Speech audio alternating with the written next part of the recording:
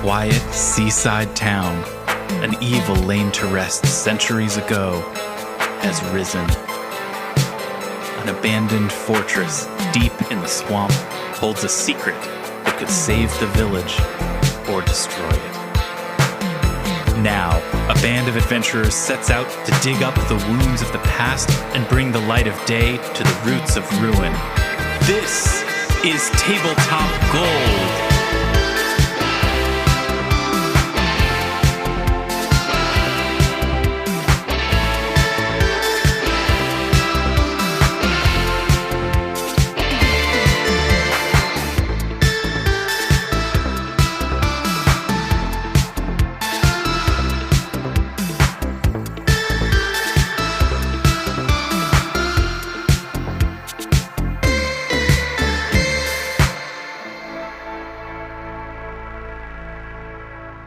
Hello, everyone, and welcome to Tabletop Gold, The Roots of Ruin, episode 89. My name is Lars Casteen. I'm your game magistrate, and you are about to strap yourself in for another hour of the zippiest show in tabletop gaming. Zippity zoo is what we all say around here.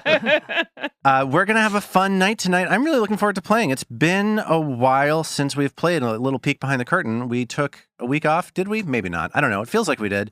And we're getting back into it. We're going to have a good time tonight, and I'm glad to have you listening to us as we do it. Robin Lange is here. Zippy do. Good zippy time. Good zippy time now. Fantastic. David the Tin Man Chernicoff is here. Good that time. We are recording on Groundhog Day, which makes me feel like it would be appropriate for us to once again go back in the future.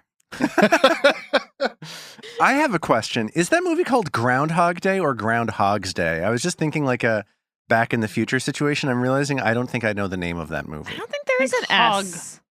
Yeah. There's no S. No Are S. we sure there's no S? But you'd think that'd be possessive. Yeah, I think it's the day of the Groundhog's Day. Negative, Now I friends. gotta look it up. Okay, I negative. guess the movie's Groundhog Day. The movie is Groundhog Day. The holiday is Groundhog Day. It's never been Groundhog's Day. It's not the day of the groundhog. It is Gobbler's Knob. Gobbler's Knob and Not of course Gobbler Knob. Punxsutawney, Pennsylvania.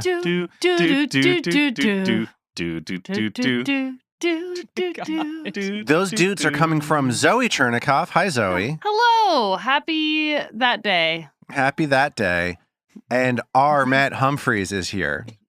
Good that time to y'all. And zip zap zop. There Zip, it is. zap, That's zop. what I was Zip, shooting zap, zap. for. Here's something I learned today after a text on my in-law family chat. Not only is it Groundhog Day, it's also National Hedgehog Day. Oh, that's Weird that those overlap. That's What messed an up. oversight. Seems wrong. Right? The hedgehog came in and tried to steal the groundhog's holy day? Can't we Dang. And separate failed, all let's the just say. woodland mammal commemoration events by at least like a couple weeks each? If you had to pick groundhog or hedgehog, which would you pick? Hedgehog. Yeah, hedgehogs are They're much way better. cuter. They're cool. They're way cooler. Yeah. Interesting. I would go groundhog all the way. I don't know why. I Ooh. think maybe because it's larger. My nieces threw a hedgehog party this evening and made hedgehog snacks and wore hedgehog masks while they ate hedgehog cookies covered in chocolate. Well, that sounds adorable They and kind of awesome. Is a hedgehog snack a snack that a hedgehog would eat or a snack shaped like a hedgehog? Everything was shaped like hedgehogs. Grizzly. This sounds like a great party. Let's move on to our topic for the week. Oh, is our topic hedgehogs or warthogs? Is that? Are we going to go on through all the hogs? Let's rank the hogs. Oh, we could do the we should various save this. subtypes of hog. Our March 1st episode, we should do a March Madness bracket of hogs. Yeah. Oh, okay. The March hog bracket. Yeah. I'll start prepping. Zoe, we were talking before we recorded. It's getting to be late winter. We're getting into some real dire weather situations. Sad has fully set in. That's you now right. believe it's the state of being that you will have forever. So we had a topic related to that. Before we jump into that, I'm going to say that next week is our first episode in March. So the tournament of hogs will begin next week. So stay tuned All for right. that, everybody. March Maybe hog we man. do each level of the bracket, so it's like a 3. Well, that might be too much. That might be too much. Can you have too many hogs? So Zoe, what are we talking about today? So I'm curious what everyone's favorite sort of hearty winter meal is, and why is it soup? Zoe, I'm going to start off. Okay. My favorite winter deal, the thing that I need, especially in these late winter days, when depression is getting to me, when it seems like the sun will never arrive, split pea with ham soup. Put it on the board. Do you make your own, or do you have like a canned brand that's your go-to? I have a canned brand. I'm a Campbell's man. I like to open that thing, put it in the microwave. Well, dump it out, put it in the microwave, and enjoy myself some split pea and ham and soup. blow a hole in the wall of my apartment building. This is what I do. I explode my home with a can of split pea soup in the microwave. So that's my pick. All right. Anyone else? I was gonna say I like. I enjoy making soup. My mother's very good at it, so I kind of just it's the style of throw a bunch of crap in a pot, and it usually comes out pretty amazing. But my favorite soup has to be, which is kind of perfect because this was brought up on the Discord today, is New England clam chowder. Great soup. It's perfect. The And if I'm good gonna get Great soup. and if I'm gonna Strong get a soup, canned, yeah. it's Progresso. The Progresso makes a really good one. Are you a bacon in your clam chowder person, or a straight clam potato? Cream? No bacon since I don't eat meat. Right. But I do eat fish. Yeah, and the Bivalves. bacon just kind of overwhelms it. It becomes too smoky. I want that salty, briny flavor from the clams. A nice Yeah. briny chowder. I Yeah. support this all the way. You got to get the little oyster crackers crumbled up in it. I like basically all soups. I mean, I'm not a meat eater either, so I like all not meat soups.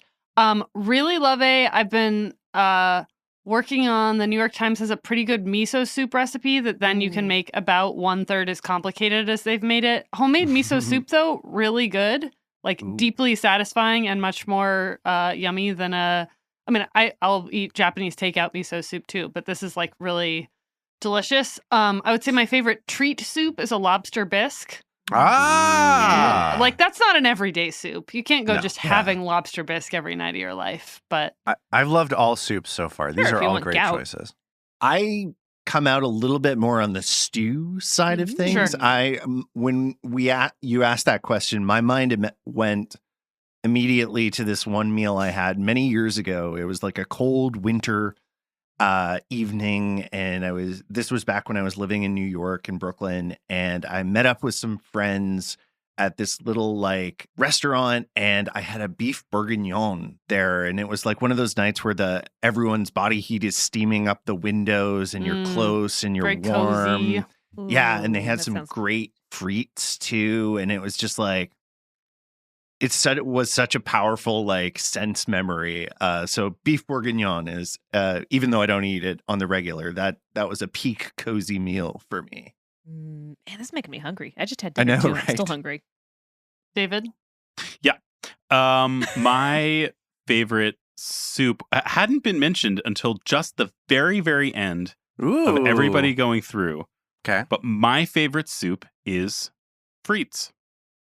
David, that's Yeah. not a Yeah. soup. That's a frite, dude. Yeah. He's not wrong though. Always the contrarian. I am not a big soupman. Okay. My favorite soups are pretty basic. Like I like a chicken noodle. I like a Great soup. tomato. Great soup. Classic. So and I'm perfectly comfortable with that. I don't, and miso soup actually that's Great soup. that's high up on my list. I am not generally a soup person, and when I think it was a compound question, I think that Zoe asked, like, what's your favorite wintertime food and why is it soup? And so I guess it's soup because We call that leading the witness. objection, counselor. Yeah. But yeah, so I there are other foods that I go for in that scenario first, including French fries, which I would also go in every other scenario. All right, it's a great Yeah. soup. French fries are great. Yeah. French Great fry. soup. I mean, potato is my favorite food, and French fry is my favorite form of potato. So Mhm. I can get behind you on that. And Yeah. and I guess for the winter, I could dip them in another serving of frites. Ooh, or I love Ooh. dipping fries in a big pot of moule mariniere, like the like sure. steamed mussels. Yeah. Oh and then yeah. that, Great time. that Great wine soup. Basically a sauce soup. bottom, and dip That's a those soup. dip those frites in the That's totally a soup. The wine And sauce. then Yeah. crinkle up some oyster crackers in there and just stir it around. That's right. Drink all that oil. Oh yeah, baby. Those are all great soups, guys. You know what else is a great soup? Is the review ecosystem that supports the podcast that you love. I thought you were going to say the soup of Bravo. the ocean when you throw your phone into it after leaving a review. The ocean flavored with many, many Android phones. But yeah, speaking of reviews, thank you to everybody who has left a review for us on any of the review sites out there. It helps us a lot, helps spread the word about the show, and it means a lot to us. It means it is a nice thing to see. We got a review in on Apple Podcast New Zealand from Kai Neko-kun, who said a number of really lovely things about the podcast. Super nice review. Thank you so much. But they say that the friendship between the players shines through, makes it an absolute delight. Aw. Isn't that nice? Aw. Isn't that a nice thing to say? So nice. I think that's a soup herb review. Oh, okay. Good stuff. I hate it. Absolutely soup-erier. Soup. Soup. I can't do a pun. I don't know what I was going need to say. to get supine. With just a sauce of whimsy, you know? It's really lovely. Lars is going to be stewing about this for a while. yes. Yes. All right, everybody, Bravo. just stop stirring the pot. Yeah. All right. Let's get into it. Let's play our game. Lars said mentally thinking about how many of the soup puns he was going to cut out. No, he's cutting all of them. Early in the morning, on a hot spring day, you've returned once more to the dungeons below Gauntlet, more prepared than ever to face its many dangers. You're back primarily to accomplish 3 things. 1, discover how to stop the risen Belcora Haravex from bringing the lighthouse's weapon to its full potential and using it to destroy the city of Absalom. 2, find out if the so-called Motley Man haunting Doriana Menhemez's dreams has any connection to this place. And 3, open a barricaded door near Belcora's decaying gladiatorial arena and contend with whatever lurks inside. And that's what you did. After prying that barricaded door open, you're face to face with Chafkim, the arena's administrator, who believes he was locked in this room, his office, at the time of Belcora's death by a coworker and competitor of his, a creature named Jafaki. Jafaki, he's told you, is a hyper-intelligent worm-like creature known as a Sugathi, who is employed by Belcora to warp flesh to bolster the horrific creatures drawn to her Abomination vaults. Jafaki, according to Chafkim, saw an opportunity in the chaotic aftermath of Belcora's death and tried to kill him. It looks like he succeeded. Chafkim died and rose as a mummy in this very room long ago. Now that his prison has been opened by you, he is preparing to return to his home country of Osirian, but has requested that you kill Jafaki to help get revenge for his betrayal hundreds of years ago. What the mummy Chafkim will offer you in return is unclear, though. That's because, right now, Vadim, fresh off of receiving a mysterious message in town, and uninterested in hearing more about any bargains with the evil undead, has drawn his weapon to attack. And with that extensive backstory out of the way, we're picking up. Vadim has drawn his sword. Armat, you said that he's just flying forward to strike, right? Yeah, absolutely. I'd That say means- he's... It's time to roll for initiative. Woof. Roll for initiative. Okay then.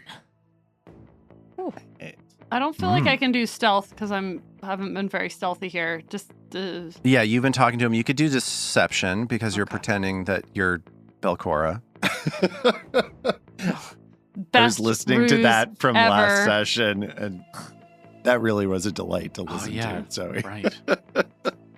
Let's see how everybody did on that initiative. Starting with Robin, how did Trill do? Lars, Yes. I keep rolling 3s for initiative. Yeah, you should stop. Yeah, I don't Don't do like that. it. It's a bad So strategy. Trill ended up with a 16. Okay, very slow for Trill. Trill potentially not expecting Vadim to fly off the handle like and that. I guess it kind of suits, like, I feel like Trill was very confused by the whole conversation before. Like, I don't know, was she tired? Was it just she was distracted by Vadim? But I guess it makes sense that she's not really ready. Let's see how that works out for you guys to have Trill on her back foot. David, how did Mag do? Even worse. It's a 14 for Mag, who I think was very keen to hear more from this figure whose time spans back really far and might have, information about the mystery, and was extremely upset at Vadim, and so will be totally unprepared for the encounter. Yeah, and that's reflected in that roll for sure. Zoe, how did Ao do? Ao, dressed up like Belcora Haravex herself. How did you roll on your initiative?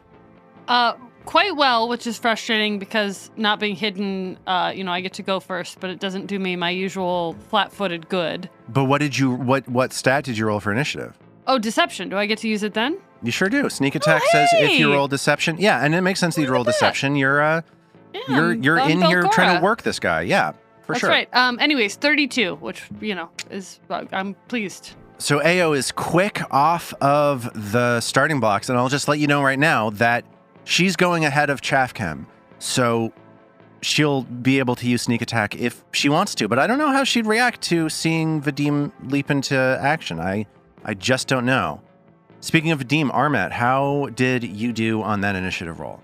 Not so great. I got a 9 on the die for a 19, so he's quicker off the block than Trill and Mag, which I think kind of makes sense. So I feel like this gets us to a sort of interesting story. 3 of you are moving really slowly. Ao, who it seemed like was failing desperately to convince Chaffcam of her disguise, seems to have found just enough of an opportunity to get him, perhaps based on the fact that he's underestimating her, which I think is a great story. I love it. And a grave mistake that he won't make. It's the last mistake he'll make. And you know what else I love? I love hero points. This is episode 89. This is a use it or lose it situation, and I owe hero points for the last 2 episodes. I'm just going to say right now, I'm giving 1 hero point each to Trill and to Vadim for their role in the investigation of Doriana Menhamez's situation. So Thank you. What about for Cool. Ao going into Mag's bag without her permission and pissing Mag off? that gets you a bag point. Oh, bag point. 1 Okay. bag point. Mag, can you put that in the bag of holding? Sorry, there are bag points and Mag isn't getting them? Mag has all of them. Anytime anybody gets one, they debit from Mag's supply Okay, of. that's better. Yeah, I would think Mag gives them out. Yeah. Oh, that's a good point. Do you want to give out bag points, David? Yes, 2 bag points to Robin for that insight, and none to Lars for giving someone else the first bag point. Okay, I earned it. Thanks, Mom.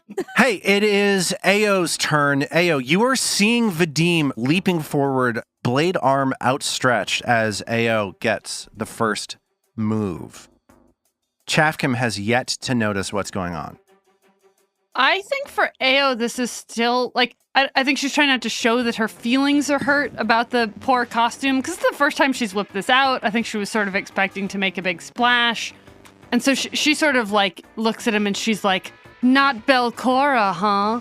The mistress of darkness, the controller of light," and she flashes him 3 quick times with Foxfire. I think she's trying to like play into the. Maybe she can convince him, or like I don't know. She sort of sees this as taking a serious turn. Yeah. First one is a 25. So 25, just because Chaffcam is flat-footed, is a hit with your Foxfire. Oh. All right, so that's 15 points of damage on the first one. Okay, that's not 15 points of damage. That's more like a lot more than that. As the parchment covering Chafkim's body, whoosh, flames jet up as he goes, "Ah!" and like starts pinwheeling his arms back as this dude is weak to fire. Seems like he would be. You love to see it. All right, she does another quick blast. That's another 25. Yeah, that's another hit. Whew. That's 12 damage. It is more than that as the foxfire jets out at him one more time and fire just starts crinkling all over this ancient spell-covered parchment, and he grunts and holds himself up against the wall of his office and says, "Okay, this is more trouble than it's worth. All of you will work for me now." And what is Ao's next action? I think she's gotten just like now she's in sort of a weird Belcora role. So she sort of cackles. Ah ha ha ha ha! You are light and I am darkness. And she like fires one last foxfire at him with an 11. But she's sort of gotten lost in her old world. That's a critical miss. It slams into the wall behind him as he's issuing this threat at you.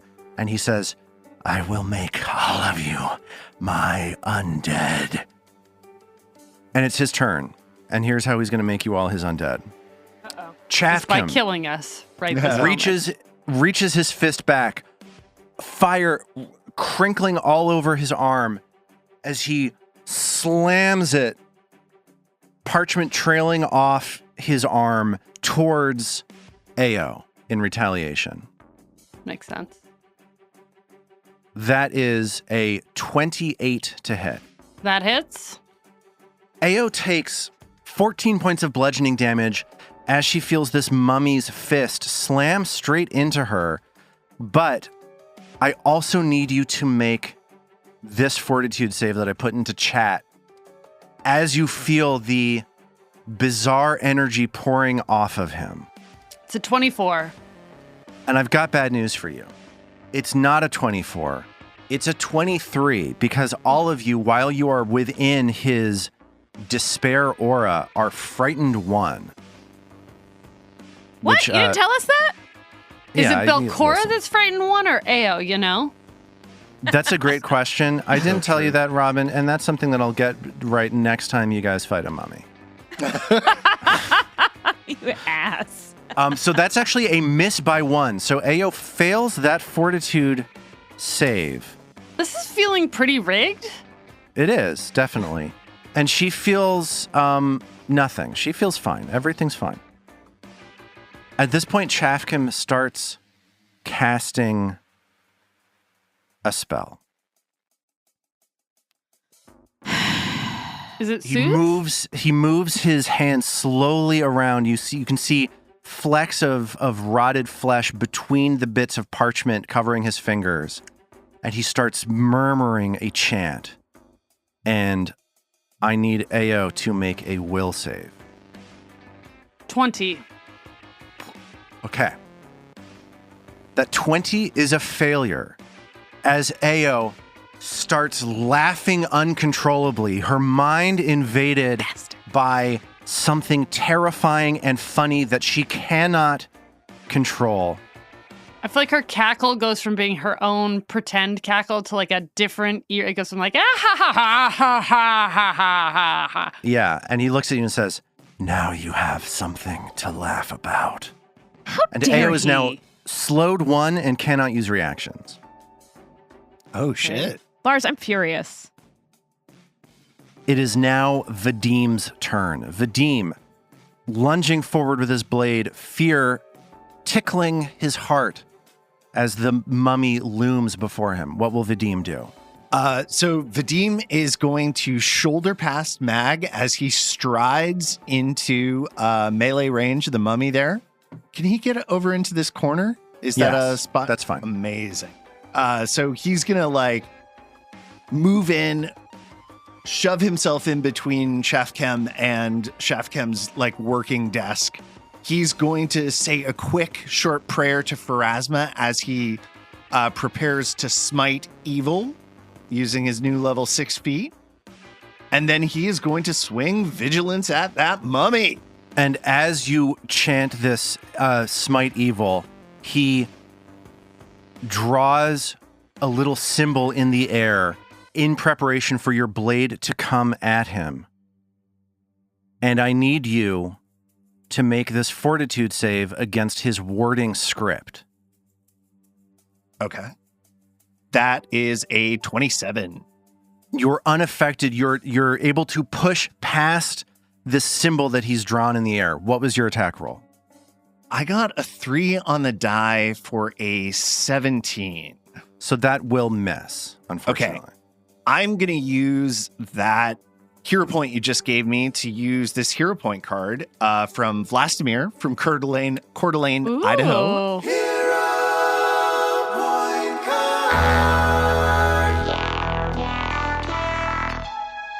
Was super excited to see this one because my dad's from Boise, so Idaho represent. And its card name is I Missed. How about No? Oh, geez, Louise, really? Yeah. And so the text is you channel your inner mag, headbutting your target in an attempt to split them in half. Your attack is instead a success. The trigger being, of course, you roll a failure on an attack roll. Yeah, that's what happens. That's what happened. You did roll a failure. I sure did. So it's a success. Okay. You channel your inner mag and go ahead and roll damage. Thank you to Vlastimir from Yes. Idaho, from Coeur d'Alene, Idaho. Ooh, Thank woo. you so much, Vlastimir. Vlastimir. This is coming in clutch. That is 12 points of slashing damage. All right. Although I think Smite Evil also adds... Yeah, go ahead. Yeah, I think you have to add an effect to your sheet or something. But Right, I should have done that before I rolled, but... So 12 slashing damage, and then how much from Smite Evil? 4 good damage. Okay, got it. Hey, this guy's evil. I don't know if you knew that. I had a Oh, interesting. suspicion, I think. Felt like it could have gone either way. Vadim runs into the room, vaults by his desk, and taps into rage to swing out this massive strike, or relatively massive. A lot of bad things have happened to Chafkim in the last 6 seconds or so. And as Vadim rushes by, Trill, confused, unsure exactly of what it is that's going on. It's her But turn. flavor confused, right? Yes, that's right. You do have control of your character. Just making sure. So Trill's actually less than confused and more annoyed that Chafkin, I believe, we haven't said it yet, but I'm pretty sure he's just used a spell that Trill knows and Trill hasn't had a chance to use yet. Am I correct? Yeah, I think that's correct. I drank your milkshake. Yeah, Trill's noticing the laugh that's changed out of Ao, and Shelby goes, "Hey, that's my hideous laughter spell." And she immediately is going to start with some lingering composition and inspire courage because she knows this is a fear effect, and this is going to help people with fear effects. It's a regular success at 22. 3 rounds of Inspire Courage as people start getting better at attacking and better at resisting fear. Yes. And Trill is going to, for the first time ever, use the hunter's brooch that she's wearing that she got from the mayor. Because in using the hunter's brooch, she can cast Disrupt Undead. And I do believe Chafkim's undead as well. Seems to be. Evil and undead? Whoa, that's some precipit. In this dungeon? suppositions. I don't know. This doesn't fit. Lars, am I correct in this? Yeah, this mummy is undead. Just making sure. Cast your spell, please. That's going to be 18 points of damage. Okay, and I resist that with a fortitude save, So, right? yeah, he's got to do a fortitude save. This guy does not have great saves. They're particularly bad when he rolls a 1 on the die. Whoa. Ah! So what did that end up being in total? I don't know. You tell me. What does this spell do? What's So that? Okay. I was just trying to figure out if it was a critical failure or not. It's definitely a critical failure, yes. Well, the the DC was a 21. So I critically failed. That it's a basic fortitude save, is what it looks like it says on the spell card. So I'm going to take. So he takes everything, and then he's also going to be enfeebled 1 for a round. Okay, he becomes enfeebled 1 for 1 round as you fully disrupt him for the grand total of 36 points of damage. That was cool. That was cool. And he winces and says, "You will regret all of this once you are in my thrall." It is now Mag's turn. Call for your mummy, Mag, how is Mag feeling about this situation with, like, this guy was about to tell you what he was going to give you an offer in return for this, for killing his work rival, and suddenly everything has popped off. The glasses are on. David has put on the glasses. Mag rages. Woo! Oh. Which I don't know that would always necessarily be the way that every encounter starts, but Mag is really miffed at Vadim. Like, I mean, it would have happened earlier in this encounter if I hadn't rolled a negative 18 for initiative, but, like, the minute that Vadim charges at such a, like, seemingly crucial point for the investigation, Mag's rage overtakes her. Whoa. I think what Mag wants to do here with her remaining 2 actions is try to make a non-lethal strike that will neutralize this adversary for, like, clearly disable it and hopefully mollify Vadim, but allow a moment of pause for hopefully cooler heads to prevail to get the remaining information from this source before Vadim can satisfy Pharasma however he sees fit. So, All right, to do a non-lethal attack, that's going to be a -2 to your attack roll. Sure. Unless you're attacking with a non-lethal weapon. I don't think I have any of those. You have a fist, basically. Mag she moves in a way where she would try to put herself between Vadim and Chafkem. She can't quite manage it because instead she has to stop short and make this non-lethal strike. So here it comes, along with the -2. It's a 20 on the die. You gotta draw. Nice. Let's just assume this one gives me so much damage now that I don't want it.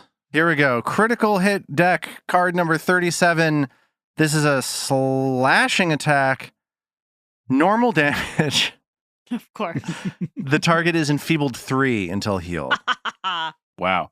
Am I not doing bludgeoning? Oh, you're doing bludge. I'm sorry. I forgot. With my big old hammer? Normal damage. Sure. Natch. That's yeah, not gonna I just change. assumed. The target is confused for a minute and stupefied 2 until healed. Actually, a better card. Wow, that's a lot. Okay. Maybe a Enfeebled better. and stupefied. Yes.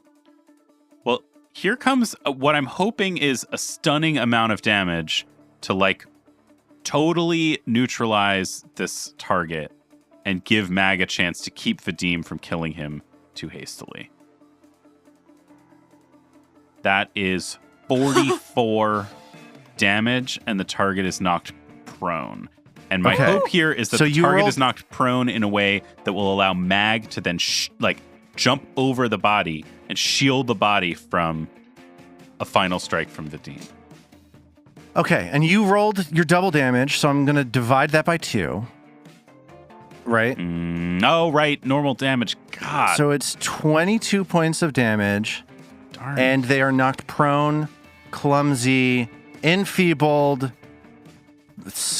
confused, stupefied 2. So just for those of you playing the game at home, here's what we've got going on with Chafkem right now. Wow. He is very near death. He has stopped telling you that he's going to turn you into his undead thrall because he doesn't know where he is anymore. He's clumsy. He's clumsy 1, confused, enfeebled 2,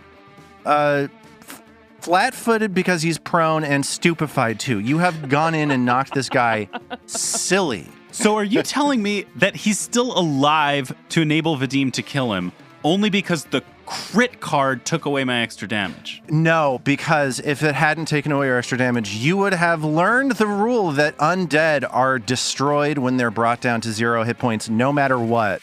So you would have killed him by mistake, and it would have made you had really a nice mad. sort of Greek tragedy situation. That to would it. have made me even madder, which I Yeah. didn't think was possible. Double red glasses. That's Yeah. right. Yo, dog, we heard you like rage glasses. Okay. At the top of round 2, I have now correctly read the description of what it is that this guy's despair aura actually does, and I need all of you to please make a will save that I just put into chat. Is it against a fear effect? Yes, it is. That's pretty cool. So everyone gets a +1 bonus. Everyone gets a +1 bonus. Whew, that was close. The DC was 24. Just let me know if you passed or failed. Vadim, Pass. Mag. Crit fail, and I'm going to hero point it. Okay. And the new roll is pass. Okay. Trill Trill failed. and Ao. Pass. So what that means is as this despair washes over you, Mag feels herself starting to slow down and become paralyzed with fear as she gets close to this guy, but resists it by digging deep and using that hero point. Trill, however, is frozen in place and is paralyzed for 1 round. Whoa. Don't like that. Glad that didn't affect that many of us. It is now Ao's turn. And as Ao begins her movement, Mag screams out into the room, "Keep him alive!" And sorry, I am afraid. And what's this watch? Slow. You have 2 actions. Only 2 actions. I think Ao's just sort of out of her mind. Like, I think this spell. So I think she just keeps laughing. Ha ha ha ha ha! Still this sort of sinister laugh. Like, Yes, you're slow because you are laughing uncontrollably. and just does 2 more foxfires at this guy with her 2 actions. Gosh, do you think you can hit this confused, stupefied, prone, et cetera, et cetera? Maybe not. That was a 22. Yep, maybe not. That's a mess. I'm going to hero point that now with my higher, before I get my multiple attack penalty. So I'm redoing the first one. Smart move. All right, 27 that time. That one hits. And he's flat-footed, right?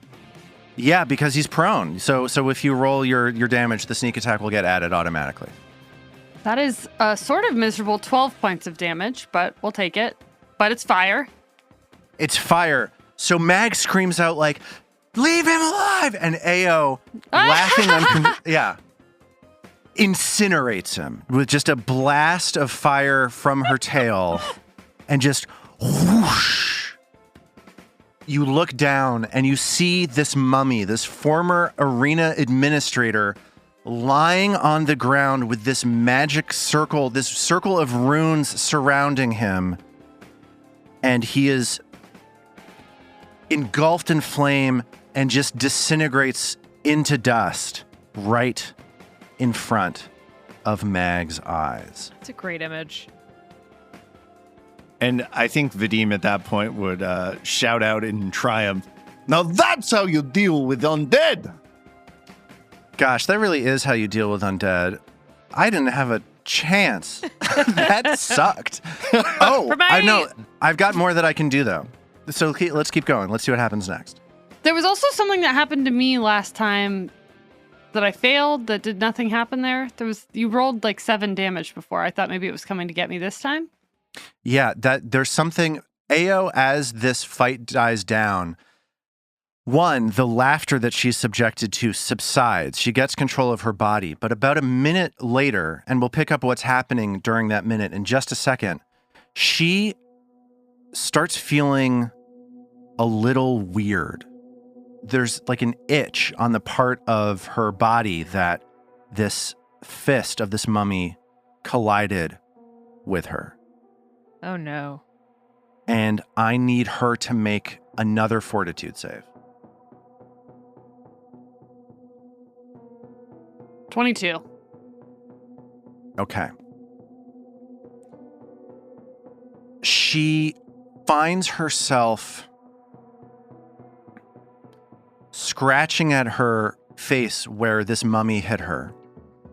I think maybe at first she thinks it's her costume. Like maybe it's just like lower quality than she thought.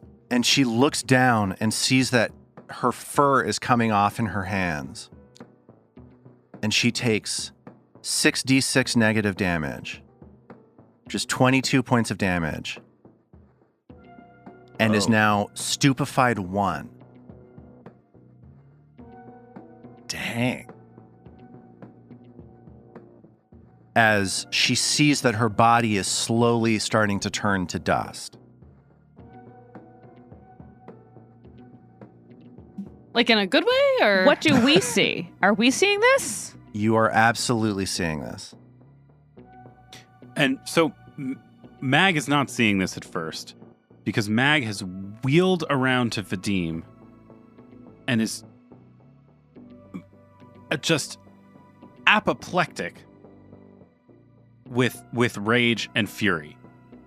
And still raging, her breath heaving from the fight, her eyes glowing bright red light emanating from her magically repaired hand and from her hair. She whips around to Vadim.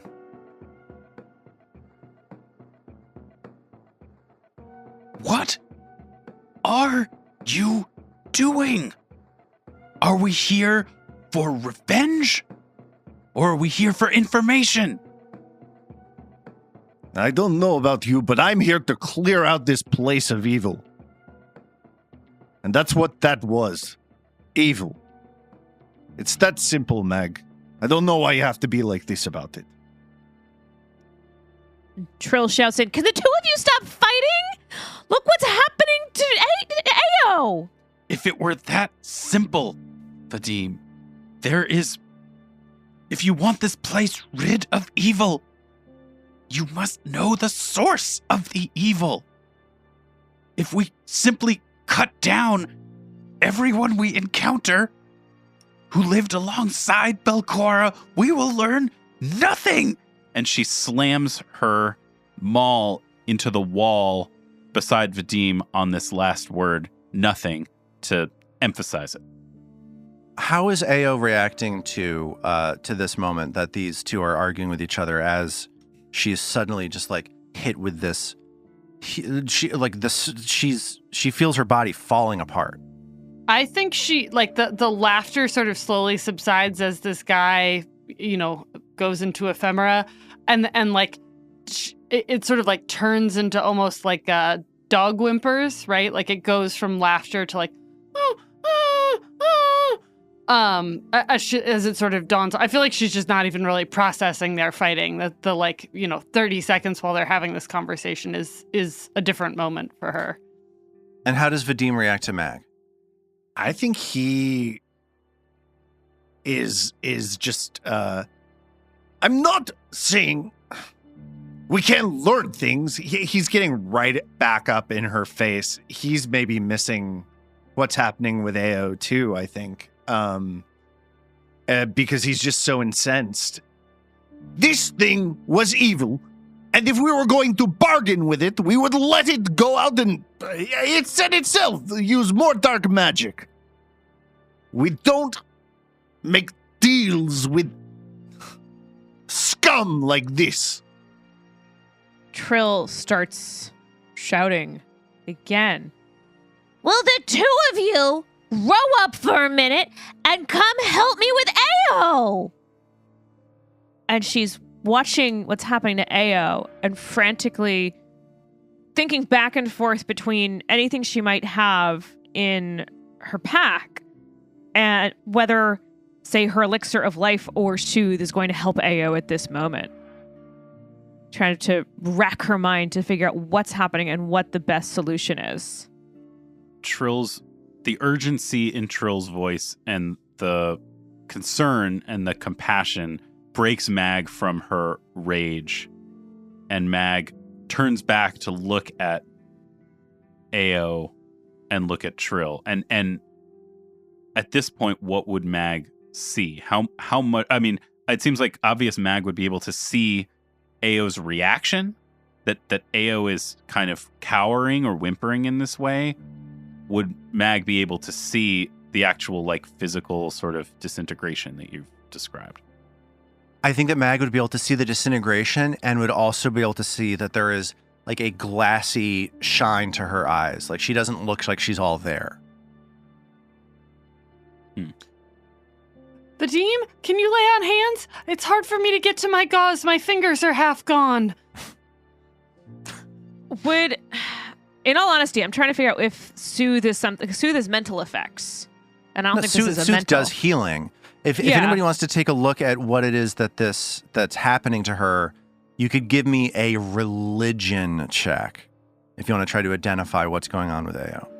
Cool. Yeah, Trill's definitely gonna do that. Give it to me blind, baby. I think Vadim would also try and do that, but before he turns to Ao, like concern passing over his face, he'd look back at Mag, tap his finger right on her breastplate and be like, "We can finish this later." And he sort of storms off to look at Ao. I've gotten a check from Trill. Trill starts looking over Ao, is not sure what's going on with her. Vadim gets across the room and looks at Ao. Both of them are at a loss for what it is that is afflicting her. Can Ao try to figure it out? Yeah, absolutely. You could give me a religion check. Just not the best check, is it? And Ao thinks that she's probably going to be fine. Wouldn't she learn 2 things? No. Not if she critically critically failed. failed. All right. Well, Just failing on that one. Vadim will lay on hands. So he begins chanting a Phrasman prayer and tries to put his hands over the injured spot where she was hit, and a sort of pale, wispy glow starts healing Ao. And Vadim sees that his healing magic does nothing to repair her. Trill pulls out a elixir of life that's been sitting in her pack, hoping that perhaps the benefits of that come with the elixir specifically might help. Maybe it's just magical healing that's not affecting Ao. Maybe alchemical healing will do the job. So she, as Ao's kind of whimpering, she helps pour this down Ao's throat. And it does nothing to heal Ao at all. Mag pulls a healing potion from her belt, which I don't think Mag is really thinking about it much. This is just the only thing that she has that she has any sense could possibly help. So she pulls out it's a lesser healing potion. And moves over to Ao and I guess tries to give it to Ao or tries to get it down Ao's throat without touching her if possible, out of concern that the whole thing might be contagious. a leper colony of 1. Ao drinks this healing potion, and it does nothing to help her. It seems as though there is no way to heal the damage that she has taken from this negative energy and this decay afflicting her right now. Can Vadim try his medical knowledge or medicine? Would that apply in any way? Treat wounds? Yeah, give me a medicine check. Blind or? Blind, please. Trill's just petting Ao's head at this point. Yeah. And Vadim, turning his medical eye towards Ao, comes to the conclusion that she is suffering from mummy rot. Oh, that's a bummer. This is Hydrocortisone cream work on that? That's the only way you can treat it. Yeah. When you get infected with it by coming into contact with a mummy, you become a carrier for a minute. And then it enters its typical cycle of you take 66 negative damage, you become stupefied for a day. The next day, you see if you recover, and if you don't, you take 66 more negative and are stupefied for another day. Her body is turning to dust. There is nothing to heal until she shakes the disease, Well, to quote a Depeche Mode song. I don't like it. So I just do a roll each day. Each day, and you took 22 damage, so your maximum hit points are now basically 22 less than they were before. Ooh. And if this kills you, you turn to dust and cannot be resurrected. Oh. She Wouldn't the wasn't like that. healing then have given me some hit points back? I mean, I'd still be down 22 from my max. You're right. I'm sorry. You're right, Zoe. I apologize. Yes, you're absolutely correct. The So damage I'm that at you 46 then. you're at is my 46. You max. get Okay. 14 hit points back. Wasn't it dramatic though when I didn't know what I was talking about? And every day, do I take 22 more damage, or you roll again and it'll be a different number? You roll another 66. So an average of 18. Oh, 6d6. 6d6. I thought you were Ah! saying 66 points of Sorry, damage. no. That's what I heard too. I was like, man, they're D6. really getting into like the mark of the beast nearly here. Right. Or yeah, I was just like, oh, man, I hope Ao has more than 66 hit points, or every time she fails this, she's going to die, which means she's just going to.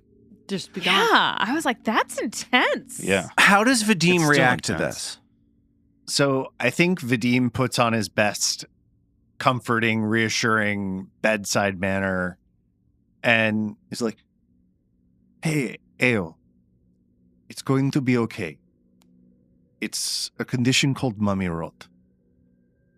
We're going to need to get you an anti-plague or something of that effect to help you shake off the disease, but you're going to be fine. We're going to get you back to town, and we're going to get you right as rain, okay? You don't have to be worried. Although, inside, I think he's deeply concerned by this. Hmm. We could also potentially talk to the druids to get them to remove the disease, perhaps. They fixed Mag's fingers. They'll be able to fix my fingers, right? It won't be like that. I don't think she's grasped that it's like gonna get worse, but No, you're going to be fine. We're going to find a way to treat this, and we'll get you healthy again. does anyone have any mittens? I feel like I should wear mittens. This Belcora thing's freaking me out. I got weird dust fingers, and she's like stripping off her Belcora wig. Mag, are there mittens in the bag of holding? I don't want to look at this. Trill gets the gauze strips out of Ao's bag and starts thank you. That trying to always put the fixes gauze it. strips on Ao's Oh, face where she's the like- fur was falling off. Wrapping it. Mag takes out her bedroll and begins wrapping it around on Ao's. Oh, that Is this a clean one? I can't remember where we're at in the We bedroll. always re-up to a clean one. I'm not using the same bedroll every time. It just tends to get schmutzy. Now it's got mummy mange. And I think Mag is playing this back in her mind, and she's hearing Vadim's kind of consoling tone about this. Oh, this is going to be fine, and she's hit by another wave of anger at Vadim. Vadim, may I have a word? She says, and steps out of the small room that is Chafkam's office back into the room with the fireplace. So Vadim will smile at Ao and be like, Ao, you're going to be fine. I'm just going to go have some words with Mag for a minute. But don't worry, if you feel up to continuing to adventure, I think we can do that today, or whatever you feel, you tell us. And then, With my dust hands? I'm here, Ayo. Yeah.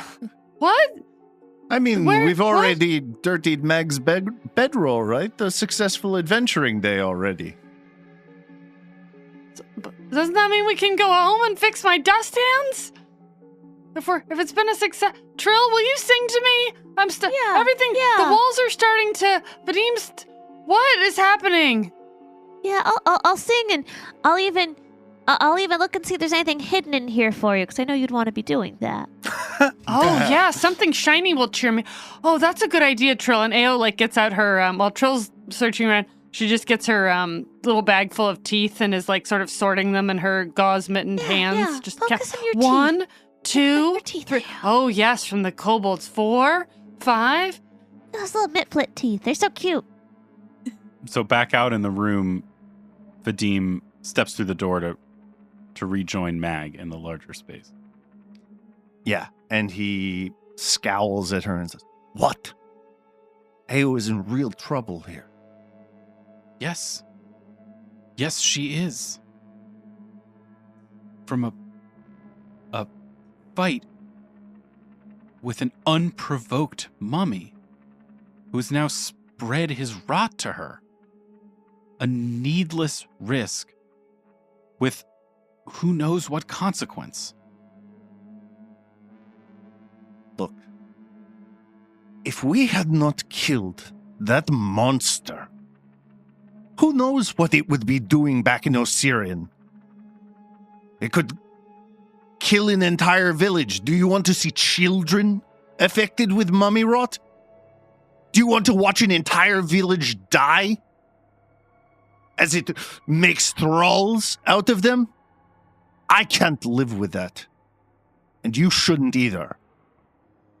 No, Vadim, I don't want to see children die of mummy rot. I want to speak to the thing and then lock it back in its room and then kill it later when we're good and ready.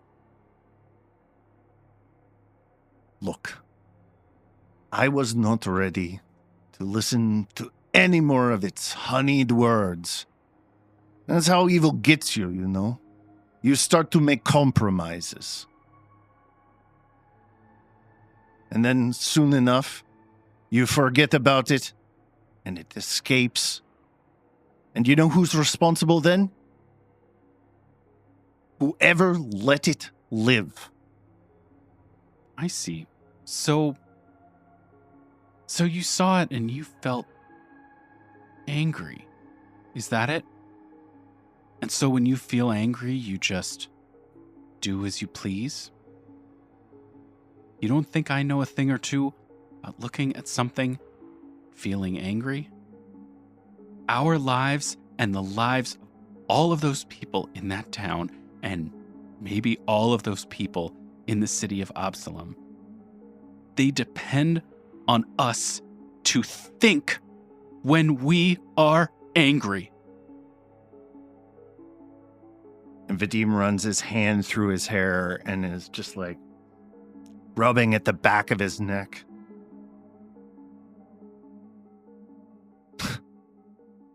Finally, there was nothing to think about.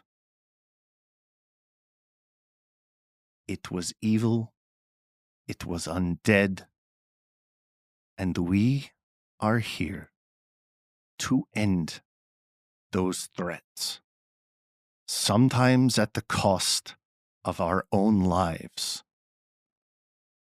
What? Trill, The Trill gets louder. Trill, could you play a little louder, please, just for another minute? Yeah. Ring ding ding, ring ding ding. There was only one way that was going to end. With that thing in dust. Sooner or later, it doesn't matter. All that matters is that we use our lives to make a difference here. With what the time we have. time we can stay and make that offering. I think at that point, he's actually not even talking to Mag. He's sort of looking down the hallway the way they came, thinking back maybe to something else. And I think if Vadim were still looking at Mag, Vadim would see that Mag is angry and that Mag is thinking. So now what? Do we take her back to town? Can the druids help her?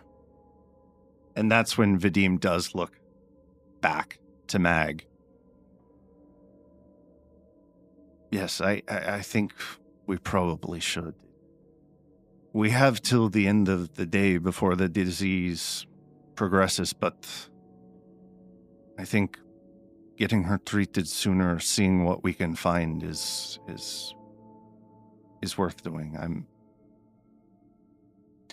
I'm sorry I poked you, Mag. That was... You are not my enemy. You are my friend. I appreciate your caution.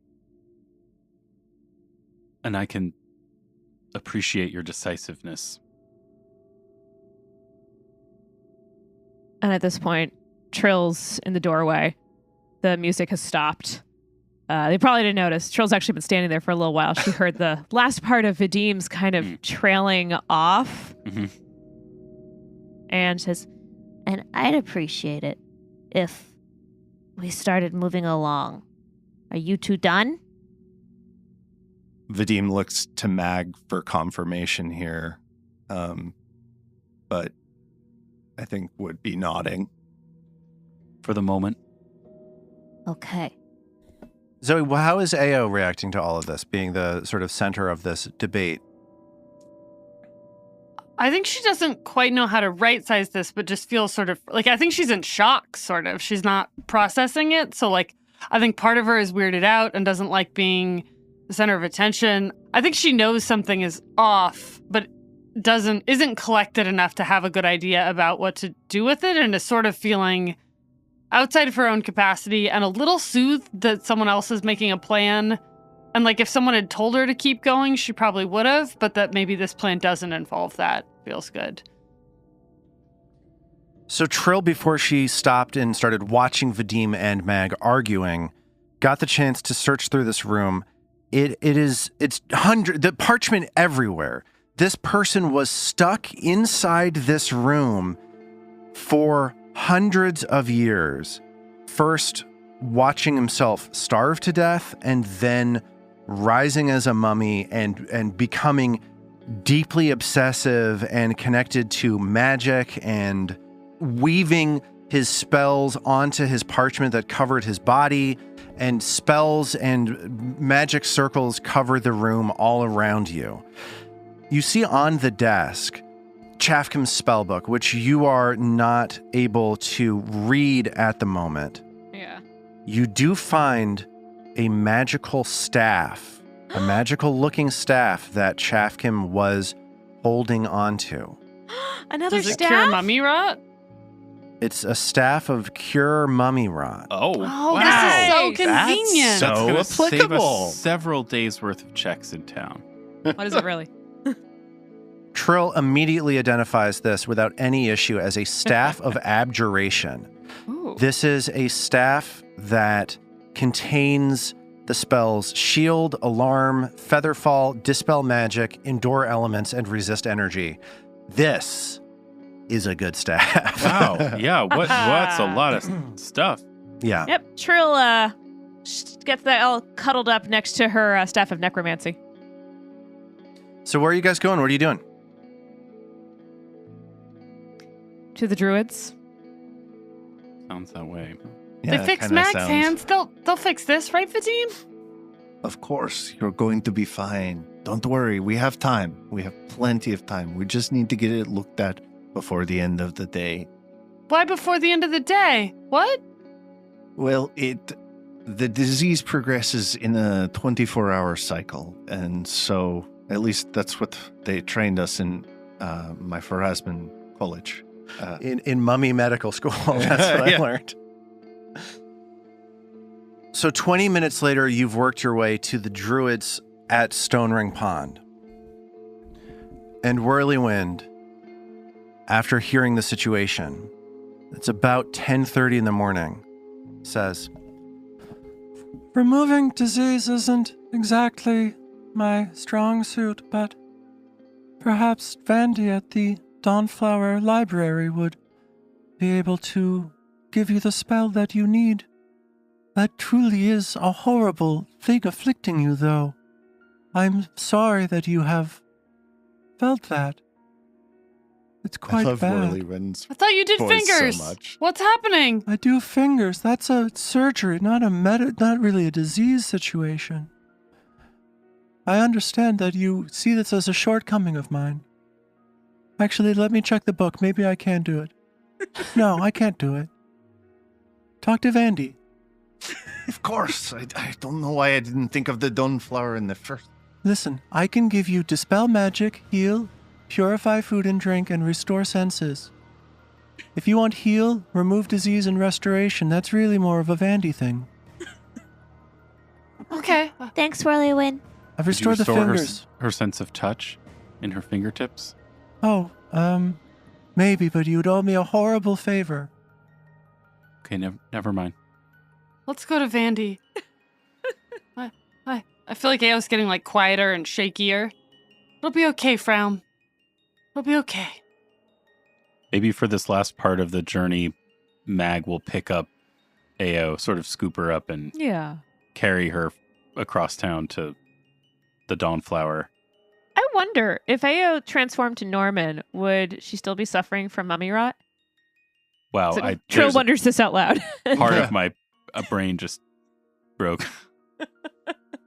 And like with one little lingering flicker of mischief as she gets to feeling like more and more self-pity and mischief, she goes, I guess we could see it's... And she sort of like makes eye contact with Mag with like a half-raised eyebrow. Oh, look, it's me. And she turns slightly slower than usual into Norman. And Norman looks horrible. Oh, no. He has a sandy complexion. His mouth won't quite close correctly. He looks parched, drained of water. Nothing compared to the blandly handsome Norman that you're used to seeing. Trill gives Norman some water from her water skin in hopes that might help a little bit. Hey, thanks. Yeah, no, I feel much better. He says, clearly looking, per his usual BS, looking no better than before. It was worth a shot. And Norman coughs, like a little bit of sand sort of dribbles out of his mouth. Ugh. Oh, that could be good. Oh, one more swig of water. And he sort of spits. Mag, can you open the door and hold me? This is comforting. And he sort of rests his head against her chest. Mag can 100% hold him and open the door. So at the Dawnflower Library, Vandy, having been alerted by a couple of the priestesses there and priests there, comes down this broad marble staircase leading into the foyer of the library and says, "Oh no, what has happened?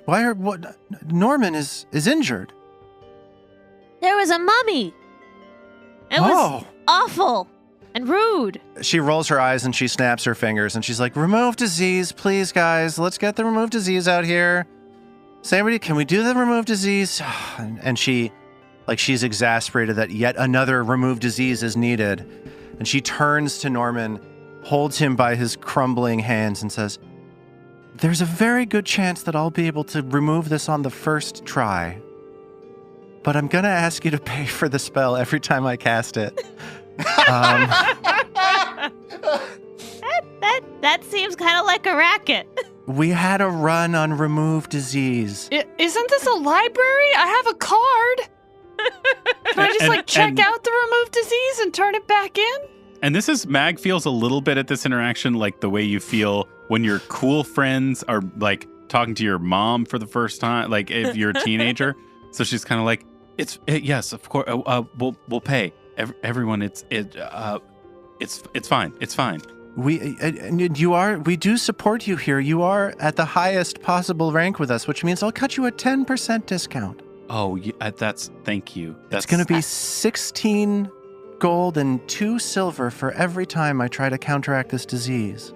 That's the friends and family discount. And how many gold is a teeth cleaning? If I were to give you a teeth cleaning as part of the... I think that accounts for the 10% discount.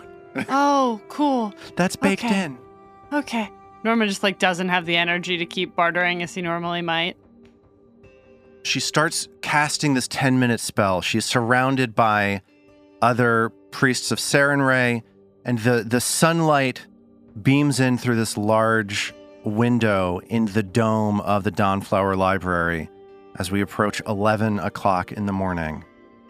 And she rolls a d20. And Norman feels the disease lifted out of his body. Woo! Oh. Hey. Oh. Vandy, old girl. And he picks her up, and as his fingers sort of come back and swings her around. Norman, maybe we should take you back to Rin so you can rest. I don't know. Does he get his hit points back, or is he still? I think you could get your hit points back very easily with a treat wounds or something like that. Oh, I'm good as new. Look, I'll get myself all back to good. Just I got the gauze on there before. I did most of it myself. Wait. Okay, fine. Well, should we get a snook and head back? This is fun. He's totally blowing it off. Trill shrugs and says, well, I mean, if they're feeling better, why not? Let's go. All right, that's how this game works. You get a disease, you go to the remove disease person, and then the adventure just keeps on rolling. 16 gold. You pay 16 gold, and Best you are 16 gold we've spent, I think. 2 gold. Good to go. That was, I think, somebody's earn income for the week. Just went into. I think I earned 15 last time. Okay, so you're one down. Those trill cakes paid off. Yeah, that's right. I really wish actual medical care worked like that you just kind of Oh, wouldn't that be a dream? you just go to the place and they press the button and One thing I will say is, Vandy on the way out says, that's about as intense a disease as I'm able to handle here with my stat block that I have, so you should probably be careful down there. You don't want to get sick again. Oh, right? yeah, we're fine. Vandy, you're the best. You can do anything. Come on. So you head back towards Gauntlet. It's around 11:40 in the morning when you are able to return down the stairs into the 5th story below Gauntlet. And where would you like to go now? Norman, you usually like going clockwise, right? Always, you know it, Trill. And he's like a high five. He's just like Mr. Team Spirit That's right now. great. Okay, which door is the clockwise door that we haven't opened yet? This one, he says, and he marches off to the west. Seemingly has nothing to do with clockwise, but he's very certain. So you open the door to the west, and you find yourselves entering a large, large room that looks like it may have held creatures at one point. There are rusted iron chains hanging from the ceiling of this room, each ending in an oversized manacle. The octagonal eastern edge of the room, which you're walking into now, contains a circular pit covered by a rusted iron grate. Torn bolts and scrap metal dangle from the ceiling above the pit. Piles of scrap fill the 4 alcoves that open off the wide hall that constitutes the room's west end. So this is a large sort of holding area that has a rusted, messed up pit and then some chains hanging in holding cells off to the west. Is this where they hold the poor flesh-warped creatures? Or made them? Did you say eat? Made. Oh, made. Oh, I don't know. that Do makes they so much eat them more while they're sense. making them? God, I hope not. Norman sort of prowls around, seeing if there's any other clues or anything of interest around the periphery. Trill does the same. Yeah. Looking around this room, it looks like it has been abandoned. Not much being done in here at all. This pit in front of you, in the eastern side of the room, Norman taps with his foot, like the grate crumbles. The rusted edges of the grate finally give way, and there's this loud bang, bang, bang, bang, bang sound as it falls 20 feet to the bottom of the pit. We don't hear a splash or anything. Yeah, Mag wants to shine the Wayfinder down and take a look. The last time we could see, well, the 2 times we've been able to see a long way down from this floor, one of them we saw 2 hydras, and one of them we saw a Shanrigal. So lower down for Mag means curious about larger things down there. Mag looks down into the pit and sees like just a grimy stone floor on the next level down. Trill starts inspecting the walls. And Trill doesn't find anything of any interest. It's these chains. It's a sort of haunting location that looks like it was once used for something and has been left in disrepair. Vadim, after the grate has fallen down and they've sort of been kicking around, finally is like, well, there's no point in us standing around, I suppose. Let's keep moving. And he pushes up and opens one of the doors to the north. Oh. So Vadim pushes his way hastily through that northern door and creeps down a hallway until he finds himself in another long hallway running from the east to the west. That seems like it has holding cells. There are 3 cells as Vadim holds up vigilance and shines his light down into the western side of this room. There are 3 cells that look like they have doors that are still able to open and shut. Wait, Vadim. Are we sure that nothing's going to come out of the walls at us? Well, if it does, it does. There's nothing we can do if we don't see it. So Trill's looking for this as we are going.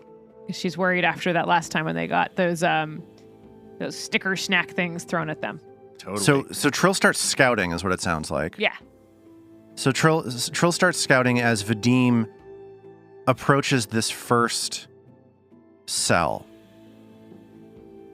And as he looks into the cell, he sees that there's a much smaller version of that creature, that Shanrigal that you saw in the arena. It's a weird sort of pulsating mass of undead flesh sort of roaming idly around this cell. A little Shenregalito. A Shanrigalito. Delicious. Poor thing. Ugh, I like this place less and less every time we enter. Well, and without even stopping, Vadim opens the door and starts walking in to try and kill this thing. Vadim, what are you doing? Vadim tries to open it and it does not give way as he tries to open it. Just leave that thing be. It seems that there is a jammed shut clasp holding it. Huh. If somebody were to want to open this, they could try to pick the lock, which looks like it would be very easy, or force it open. Why would we go in there? Maybe it's locked for a reason. That is good for us. For once.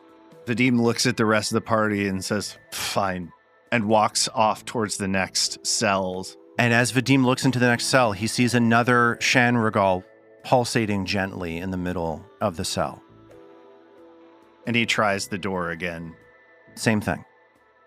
It's stuck.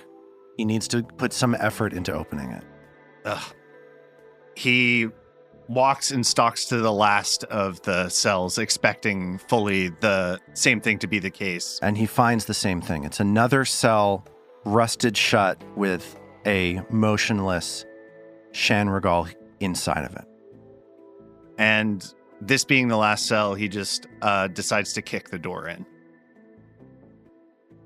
Vadim plants his foot in the middle of the door. Bam! The cell flies open. And the Chernicoff sits there, motionless. Trill looks back at Norman and Mag and shrugs like, What is up with him? And Mag steps forward past Trill and looks at Vadim striding into the room after this thing. I suppose maybe it isn't any more complex than what he told us earlier today. Maybe sometimes evil just has to be dispatched. And with that, Mag shoulders her hammer, and she walks in past Vadim. Really think we could just leave these things be? Norman sort of futilely shouts at them. So Vadim says, now you're starting to get it, Mag. And he raises up Vigilance, prepared to drive Vigilance into the mass of warped flesh and put it out of its misery. And as he does, Mag holds out the maul with the flat striking end up, and with a small smile on her face, offers it forward to Vadim and says, "Care to sharpen your blade?" Don't mind if I do. And we'll pick up from there next time.